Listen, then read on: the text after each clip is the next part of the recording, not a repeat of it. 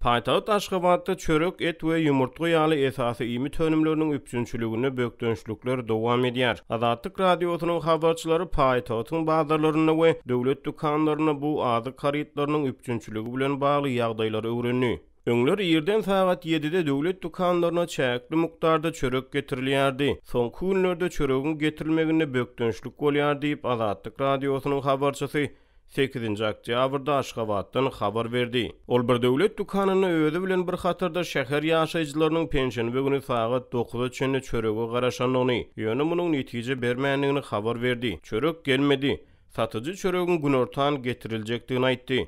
Ýaşaýjylar gaharlanyp dargydy diýip habarçy aýtdy. Ol çörek satyn almak üçin döwlet dukanyna garaşyp tamasy puja çykan ýaşaýjylaryň özari gurrunlaryny, olaryň çörek gutçylygyndan nägili bolýanlyklaryny habar berdi. Soňra günortan çörek getirildimi, getirilmedimi onu bilmedim. Biz teke bazaryndan çörek satyn aldyk. Bir çörek 5 manat diýip habarçy aýtdy. Ol bazardaky çörekleriň hem ululugynyň barha keçelýänligini, onuň hiliniň yaramazlygyny habar berdi. Resmiler döwlet dukanlarynyň çörek üpjünçiliginde dören bökdençlikleri ne inkar edýär ne de tasdikleýär. Aşgabatly ikinji habarçy beýleki bir döwlet dukanyna ýüze çykan buhanka çöreginiň gutçylygy barada habar berdi. Aşgabat şäheriniň çägine ýerleşýän döwletiň garamagynaky dukanlarda ýer saat 7-de halk arasyna buhanka adlandyrylýan çörek çäkli mukdarda ýeter bahadan bir çörek 60 teňgeden satylýar. Çöregiň hiliniň petrakdygyna garamazdan şäher we oba ýaşaýjylary uzagam bolsa paýtagta çörek almak üçin gelýärler. Soňky günlerde çörek üpjünçiligi düýbünden yaramazlaşdy. Ýer saat 7-de getirilýän çöregiň gelmegi togtady. Ýaşaýjylar saat 7 bolmanka dukanyň gapysyny mejbur garawullamaly bolýarlar diýip habarçy habar berdi. Ol Aşgabatyň çetine ýerleşýän obalaryň ýaşaýjylarynyň hem çörek satyn almak üçin paýtagta gelýänliklerini aýtdy.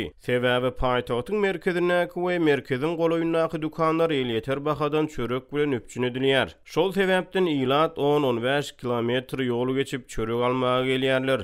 Bu ýagdaý her gün gaýtalanýar. Çörek ýetmeýän halatyna dawa jenjelem ýüze çykýar. Ýöne salihatly adamlar olaryň öz ýaşaýan ýerlerine çörek bolsa ýol söküp gelmezdiler. Olaryň hem ýagdaýyna düşüneliň diýip adamlary ılalaşdyrýarlar diýip habarçy gurrun berdi. Azatlyk Radiosynyň habarçysy Aşgabatyň bir bazaryna et üpjünçiliginiň ýagdaýyny öwrenýär. Ol 8-nji oktýabrda paýtagtyň 30-njy etrapçasyna ýerleşýän 3 belgili bazarda düýe we geçetiniň satylanyny habar berdi. 30-njy etrapçada ýerleşýän 3 belgili bazarda saat 10-ny bir düýäniň we 20 geçiniň eti satyldy. Alyjylar nobaty düzülüp garaşyp başladylar. Bir sagatyň dowamyna düýe eti böleklere bölündi. Hemde saat 11-de 5 adamdan ilkinji nobatda düýe etini satyp başladylar diýip habarçy aýtdy. Ýöne ol käbir alyjylaryň soňra satyn alan etini ýygyna gaýtaranlygyny habar berdi. Bir bölek etiň epesli bölegi ýa, galan bölegi şonuň üçin satyn almak islemediler. Satyjylar eti çalışmagy ýa-da saýlap almagy gadagyn edýärler diýip habarçy aýtdy. Mundan ozal Azatlyk Radiosynyň habarçysy ýurduň ahal we Mara vilayatlarynyň käbir sebitlerine hojalyk mallarynyň näwerlik keselden köpçülikleýin gyrylýanyny barada habar berip bu maglumatyň fonuny 7-nji oktýabrda Aşgabatyň bazarlaryna arzan bahadan 1 kilogramy 24 manatdan mal etiniň peýda bolanlygyny habar berdi. Azatlyk Radiosy bu iki ýagdaýyň arasyna bağlanşygyň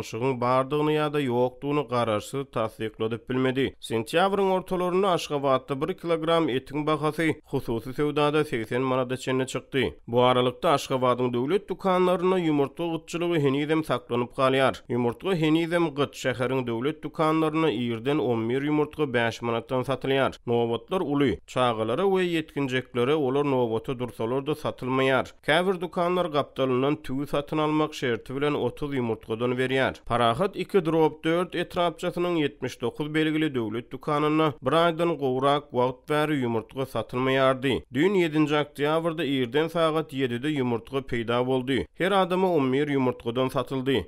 Ýöne çalt gutardy. Bu adamlar ýumurtga satyn almak üçin ýerden saat 6-da nobaty durdy. Hemde her adama 11 ýumurtga dukanyň arka gapysyndan satyldy diýip habarçy aýtdy. Ol döwlet dukanyna ýumurtga sewdasyna täze şertin girdilenligini, onuň gapdaly bilen alyjylardan 3 manatdan gara hojalyk sabyny satyn almagyny talap edilýänligini habar berdi. 79 belgili dukanyna 2 aý töwereg wagt bäri ýumurtga satylmady. Ýöne parahat bir etrapçasyna ýerleşýän 21 belgili dukanyna şunça wagtlar ýaşap 11 ýumurtga 5 manatdan satyldy we satylýar. Gapdalynyň goşmaça haryt satyn almak talap edilmeýär. Dükan dolandyrjysynyň özü tertip düzgüne we adamlaryň nobatyna gödäwçilik edýär diýip habarçy aýtdy. Onuň maglumatlaryna görä hususy dükanlarda bir ýumurtga 1 manat 10 teňe 1 manat 20 teňe aralygynda bahalanýar. Hukuk goraýjy guramalar Türkmenistanda dowam edýän azyk krizisini üntü çekýär. 23 sentýabrda Adam hukuklaryny goraýjy Human Rights Watch we Adam hukuklary boýunça Türkmen inisiýatywasy guramasy beýanat çap edip Türkmenistanda hökümetiň COVID-19 pandemiýasynyň